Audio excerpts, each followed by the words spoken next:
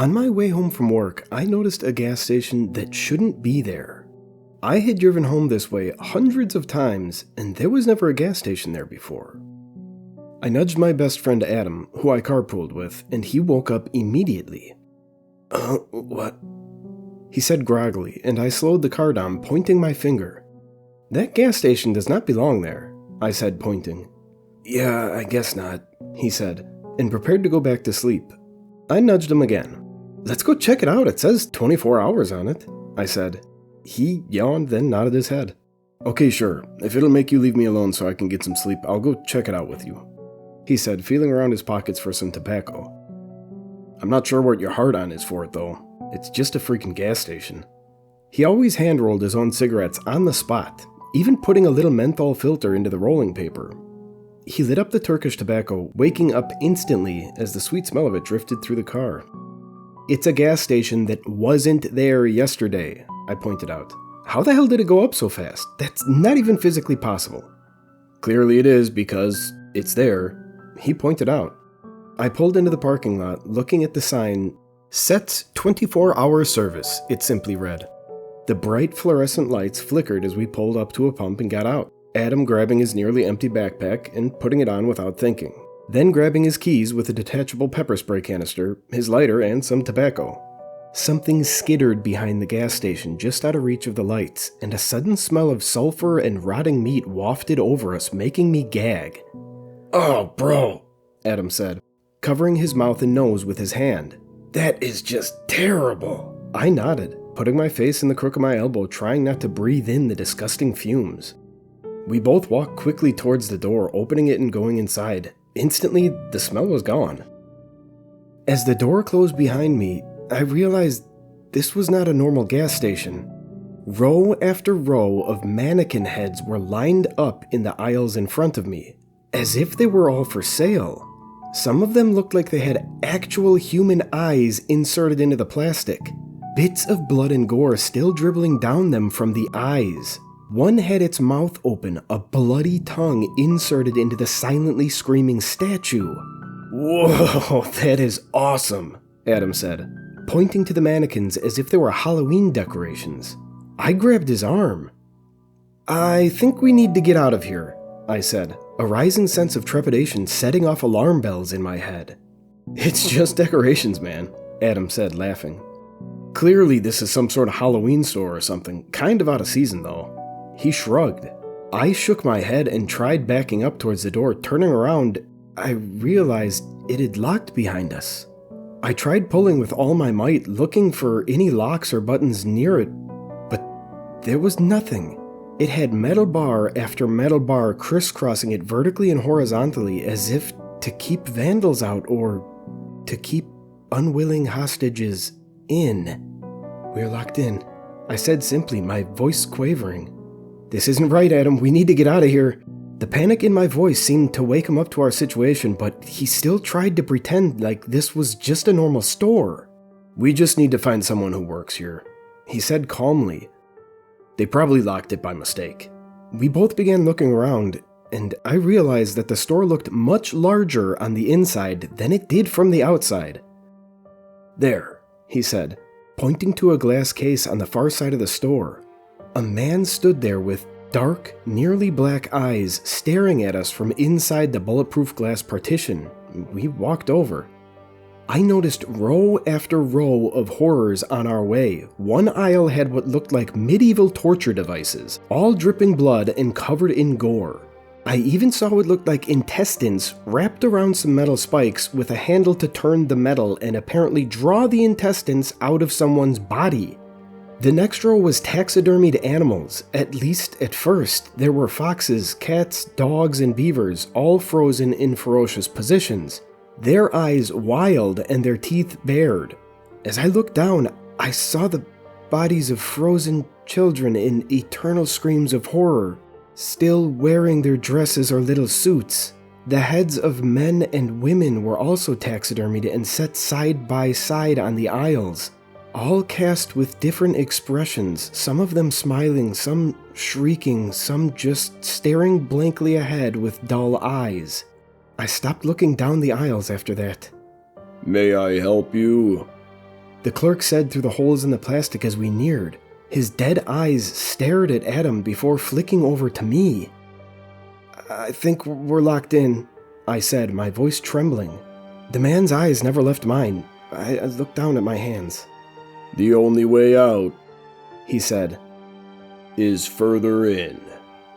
He pointed to the back of the store. "The way you exit is not the way you enter. It is below." "What is that, some sort of riddle?" Adam asked, fuming. "Just let us the fuck out, man. We don't want to buy any of your weird shit. Who the hell wants to buy a bunch of mannequin heads, taxidermied beavers, and cats o' 9 tails?" The clerk just stared at Adam with his black eyes. "Look, if you're not going to let us out, I'm going to smash my way out." The clerk smiled at this, but said nothing. Adam shrugged and went to the medieval torture aisle.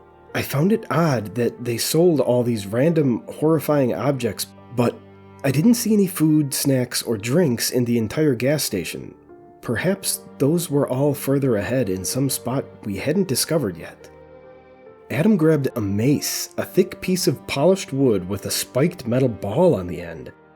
He went over to the door we came through, and with one final glance back at the clerk, he began smashing the mace as hard as he could into the glass panel of the entryway.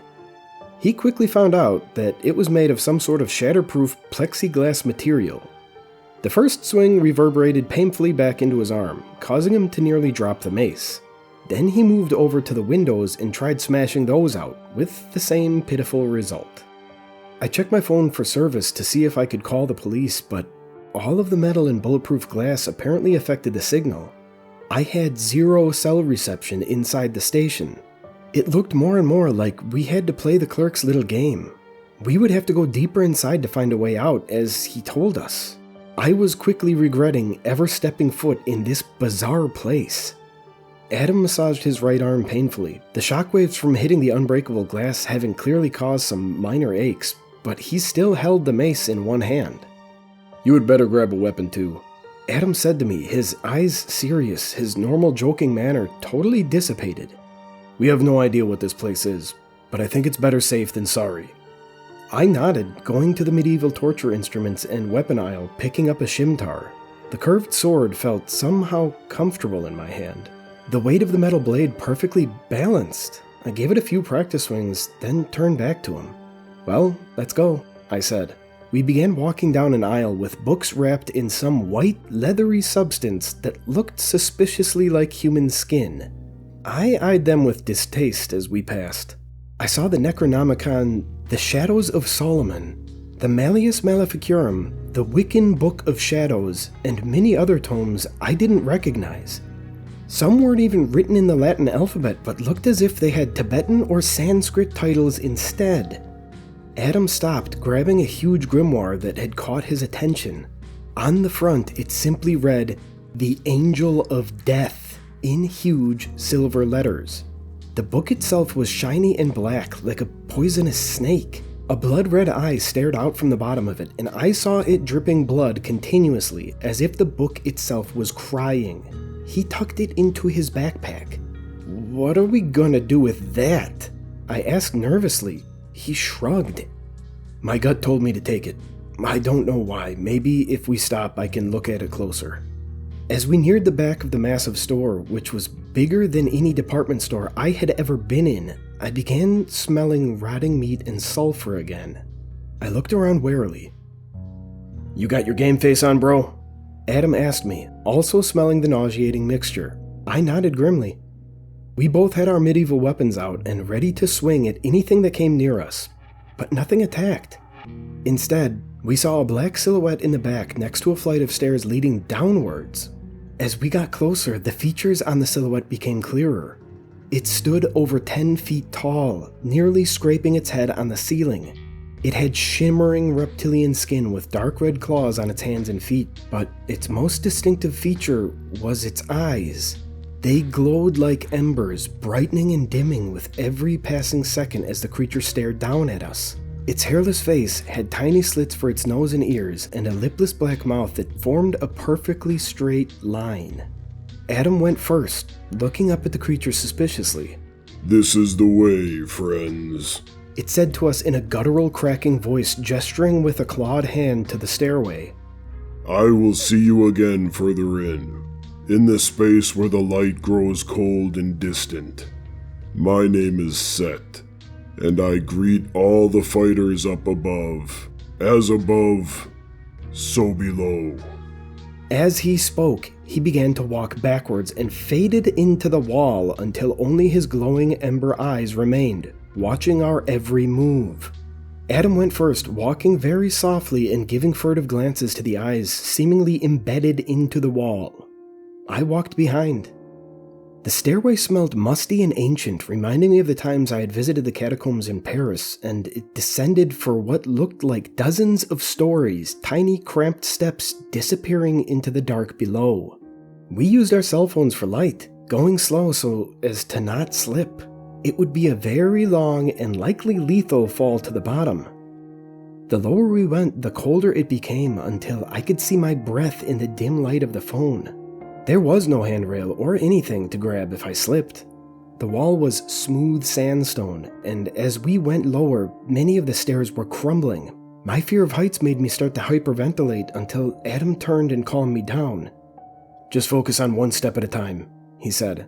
"Don't look beyond that." After what felt like an eternity, we reached a long hallway. We sped up, walking through it. It opened into a huge antechamber the size of a football stadium. As soon as we stepped into it, a stone door slammed shut behind us, keeping us from going back the way we had come. Both of us jumped at the loud slamming sound, turning abruptly. From behind me, a thin hand grabbed my hair, wrenching my head back and putting a cold metal blade to my throat. Adam raised his weapon, but the man behind me simply laughed. His breath smelled like he was rotting from the inside, combined with the intense odor of sweat, urine, and feces that emanated off of him. It made me want to gag, but I knew I couldn't move a single millimeter with that sharp knife pressing into my jugular. "Put down your weapon, mate," the man said in an Australian accent. "Both of you." I dropped my sword on the floor with a loud echoing clatter. Adam immediately dropped his mace on the ground, putting his hands up to show they were empty. "Don't kill him," Adam said. "We have done nothing to you." The man laughed. "Do you know where you are?" he said. "It doesn't matter what you have done or not done. This is a place of death. No one leaves here alive." The tip of the blade pressed into my skin, and I felt a few drops of blood begin to run down my neck. "Both of you, move forward." We began to walk into the huge chamber. Torches flickered on the walls. Up ahead, I heard the insane laughter of a woman. finger painting, just like when I was a kid," she said, also in a deep Aussie accent. The insane rambling echoed back to us, and I could barely tell where it was coming from. After what felt like an eternity, I saw an emaciated, sickly-looking young female. She appeared to be of mixed race with tanned skin and long hair.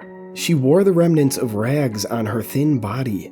She reminded me of videos of death camp survivors I had seen. I could count every one of her ribs. Next to her, she had a cooked strip of skin and occasionally stopped and took a bite out of it, smiling and cooing with pleasure at the taste.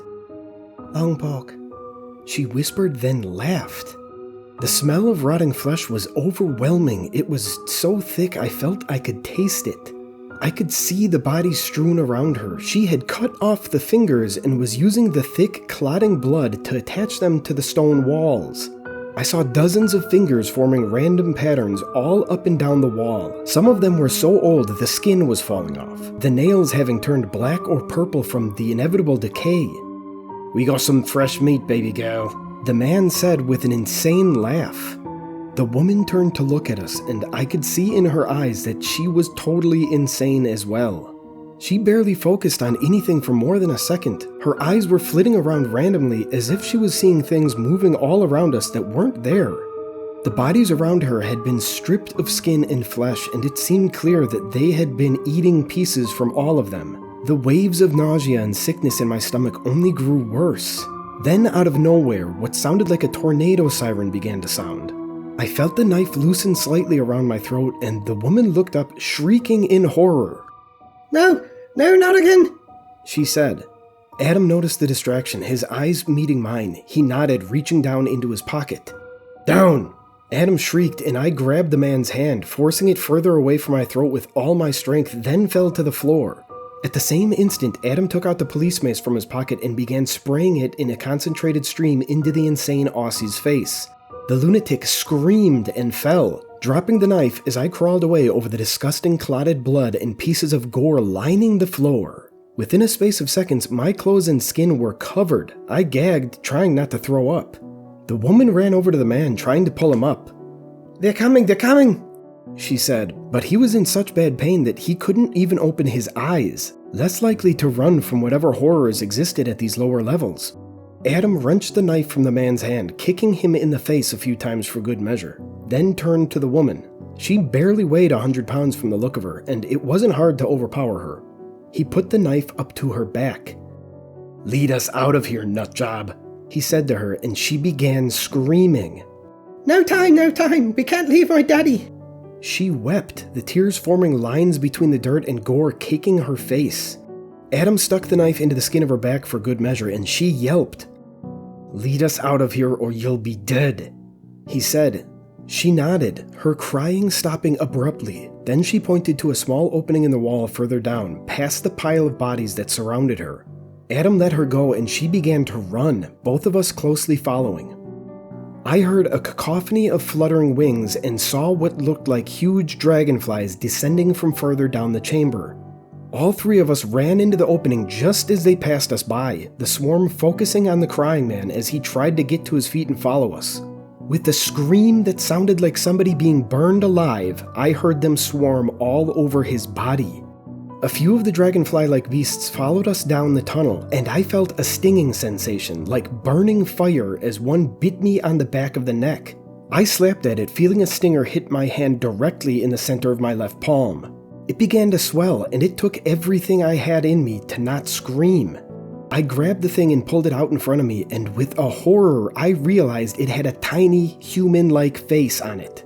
The face had no eyebrows or hair, but it was forced into a perpetual scream.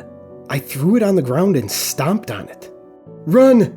I said, and we sprinted away, the screams of the man following us down the tunnel. It split off at various points, but the insane woman seemed to know where she was going, taking a left, then the next right. Soon we could see the light of the sun ahead of us. We emerged in a massive courtyard. The walls stood hundreds of feet tall, and creatures in cages lined the walls. Some of them looked like they had been fused together from multiple emaciated bodies. Others looked like men and women dressed in suits or hiking clothes, but their faces were totally blank, without hair or eyes or ears or a mouth. Their heads turned to watch us as we passed, however. The insane woman started crying. "Don't want to be here, don't want to be here," she said. "Shut up," Adam said to her. He looked at me. "What now?"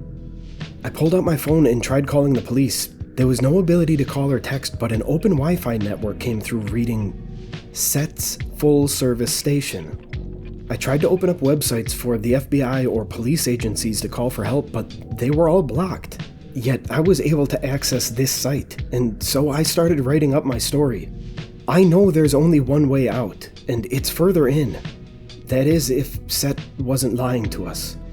The horrors that await us seem like they'll only grow worse.